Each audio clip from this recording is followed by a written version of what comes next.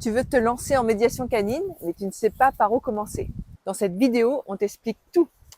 Le cadre légal, ce qui est obligatoire ou ce qui ne l'est pas, ce qu'il faut maîtriser pour être professionnel et légitime, et comment former ton chien pour créer des séances de médiation qui soient sécurisées et respectueuses. Faire de la médiation canine, c'est pas juste avoir un gentil chien. C'est construire un projet et on est là pour t'aider à te lancer.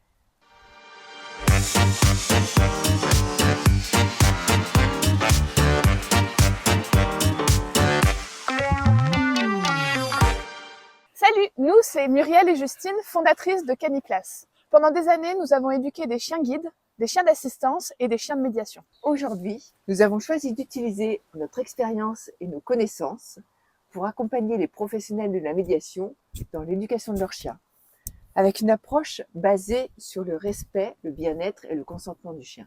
Sur cette chaîne, on vous partage des conseils concrets pour commencer ou vous perfectionner en médiation canine et construire des séances de médiation variées, riches et surtout éthiques. Allez, on vous montre.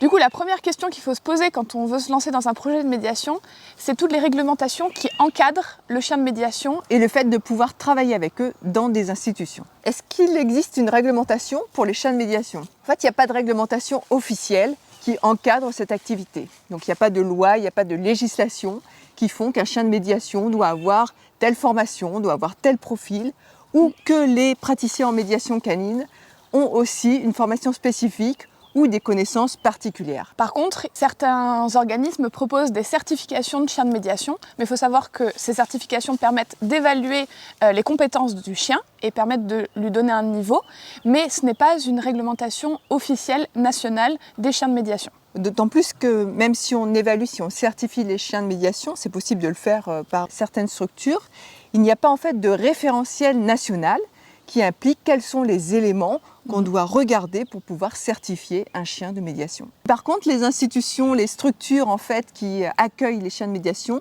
et les praticiens, elles peuvent avoir certaines exigences. Ils vont peut-être demander d'avoir une attestation de formation pour vous et pour votre chien, justifiant de ses compétences de chien de médiation. Il va peut-être vous demander des protocoles sanitaires, se rendre compte que intégrer un chien dans une structure avec du public fragilisé peut présenter certains risques. Donc pour pouvoir proposer un protocole sanitaire, c'est vraiment important. Le chien, ce qui doit juste être, c'est identifié, c'est-à-dire être identifié par puce électronique, et c'est la seule exigence réglementaire. Il n'y a rien qui impose en fait que les chiens soient vermifugés ou qu'ils aient des antiparasitaires. Par contre, c'est important en fait que quand on travaille dans un institut, dans un endroit où il y a du public fragilisé, les chiens suivent un protocole particulier à ce niveau-là. En ce qui concerne les chiens catégorisés, par contre, il existe bien une réglementation. Mais c'est une réglementation qui n'est pas simplement appliquée aux chiens de médiation, mais une réglementation qui concerne tous les chiens qui sont catégorisés. Une des exigences en fait de la réglementation, c'est par exemple que les chiens catégorisés soient muselés lorsqu'ils sont en présence de public. Du coup, on peut vraiment se poser la question par rapport à son bien-être si la place d'un chien qui est malheureusement catégorisé est en médiation. Mais c'est important quand on fait de la médiation canine en fait, d'être vraiment légitime dans son travail. Et pour ça, comment est-ce qu'on peut l'être en fait? On va devoir construire sa réputation et avoir des preuves solides de ses compétences. C'est important quand on veut faire de la médiation déjà d'avoir des connaissances, d'être formé dans la relation d'aide. C'est aussi également important de connaître le public avec lequel on va travailler pour connaître par exemple ses réactions, savoir ses difficultés, savoir comment on peut l'accompagner et comment la médiation va pouvoir l'aider à évoluer dans ses problématiques. Quand on fait de la médiation canine, c'est une triade. C'est important d'être formé dans la pratique de la médiation parce que dans cette triade bénéficiaire, chien et vous-même, il y a vraiment des choses qui doivent se passer, des objectifs, vous devez mettre en place des actions en fait et avoir vraiment un plan de travail pour savoir où vous voulez aller. L'idée, c'est aussi de travailler avec le personnel soignant et de mettre en place en fait vraiment des objectifs qui soient ciblés à chaque personne, à chaque pathologie, pour que la médiation apporte vraiment quelque chose. C'est du coup important, quand on fait de la médiation, de pouvoir établir des objectifs, de pouvoir construire des outils d'analyse qui permettent d'évaluer cette progression et l'impact du chien sur le bénéficiaire. Quand vous intervenez en médiation, vous allez être considéré comme le professionnel, la référence de votre chien. C'est important que vous ayez des connaissances sur le chien, son fonctionnement, sa façon d'apprendre, sa façon d'interagir et d'être en relation à la fois avec l'humain, mais aussi avec les autres animaux que vous allez pouvoir côtoyer en séance de médiation. Vous êtes un professionnel du chien quand vous faites de la médiation canine. Plus votre positionnement va être professionnel, plus vous allez être légitime dans votre rôle de médiateur. Donc pour être légitime, il faut que vous soyez formé dans la compétence du chien, dans la lecture de son comportement, mais il est important aussi que votre chien soit formé, donc qu'il ait des compétences qui vont pouvoir être utilisées lors des séances de médiation. On peut débuter de la médiation parce qu'on a déjà un chien avec nous ou un animal avec lequel on veut proposer ces prestations. Le choix du chien est important en fonction du public avec lequel vous travaillez, mais aussi de votre affinité avec certains types de chiens ou certaines races. Effectivement, déjà, votre chien de médiation, ça va être votre chien de famille. Donc c'est un chien avec lequel vous allez vivre au quotidien.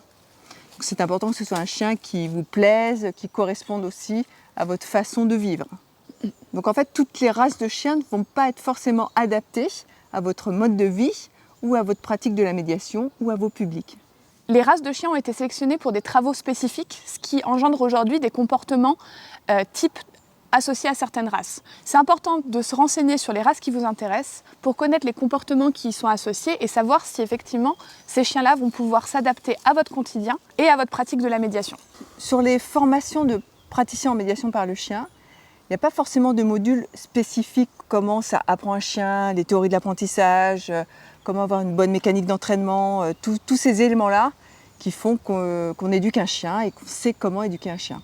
Avant de vous lancer sur différentes activités avec votre chien, comme des exercices de mobilité, de recherche olfactive, etc., c'est important de comprendre comment le chien apprend et comment on peut lui apprendre de nouveaux comportements. Effectivement, l'apprentissage chez un chien n'est pas inné et donc un chien va devoir apprendre à apprendre. Et vous, en tant que praticien, vous allez avoir besoin d'une grosse boîte à outils pour pouvoir proposer des activités différentes et variées à votre public, pouvoir proposer des prestations différentes aussi aux structures. Et c'est important pour vous, pour votre pratique, d'être capable d'entraîner des chiens, de pouvoir leur apprendre des nouveaux comportements pour pouvoir enrichir cette boîte à outils. Ben oui, Justine, parce que les activités en médiation canine, elles peuvent être extrêmement variées. Et donc en fait, toute cette boîte à outils, c'est important de l'avoir, puisqu'en fonction du public, en fonction de la situation, en fonction du contexte, en fonction de l'environnement, on peut travailler dedans, dehors, sur table, par terre. Tous ces éléments-là font qu'on va pouvoir adapter des activités en fonction de ce que notre chien sait faire et en fonction de ce contexte. Au-delà des différentes activités que vous allez pouvoir proposer dans vos séances de médiation, votre chien doit avoir des compétences particulières pour pouvoir s'adapter aux structures et pouvoir être intégré en toute sécurité dans ces structures, recevant, comme on le disait, un public qui est fragilisé. En effet, tous les professionnels vont être focalisés sur votre chien. C'est la première impression, la première image que vous donnez. Il est vraiment important que votre chien se tienne vraiment bien en public. Pouvoir faire de la médiation et être capable de pouvoir être en séance de médiation et pouvoir rentrer dans des structures accueillantes du public va demander des compétences à votre chien, des compétences de calme, de patience et de gestion émotionnelle. C'est des compétences que vous allez devoir apprendre à votre chien. Il peut y avoir plusieurs tempéraments de chiens, donc des chiens plus ou moins calmes, des chiens plus ou moins énergiques. Tout ce qui est calme et autocontrôle, ça se travaille et ça s'apprend. Si vous voulez aller plus loin dans votre projet de médiation, nous avons construit une formation gratuite qui s'appelle les 3 piliers d'un chien posé et à l'écoute. Cette formation, elle est totalement gratuite. Et en plus, ce sont des apprentissages indispensables pour votre chien de médiation. Donc pour résumer, pour se lancer dans un projet de médiation, c'est important déjà de se renseigner sur la réglementation et en particulier la réglementation de la structure dans laquelle vous souhaitez intervenir. Il est important aussi de vous former en tant que praticien en médiation animale, mais également de former votre chien et de lui enseigner les compétences nécessaires pour devenir un chien de médiation efficace et adapté à vos besoins de praticien.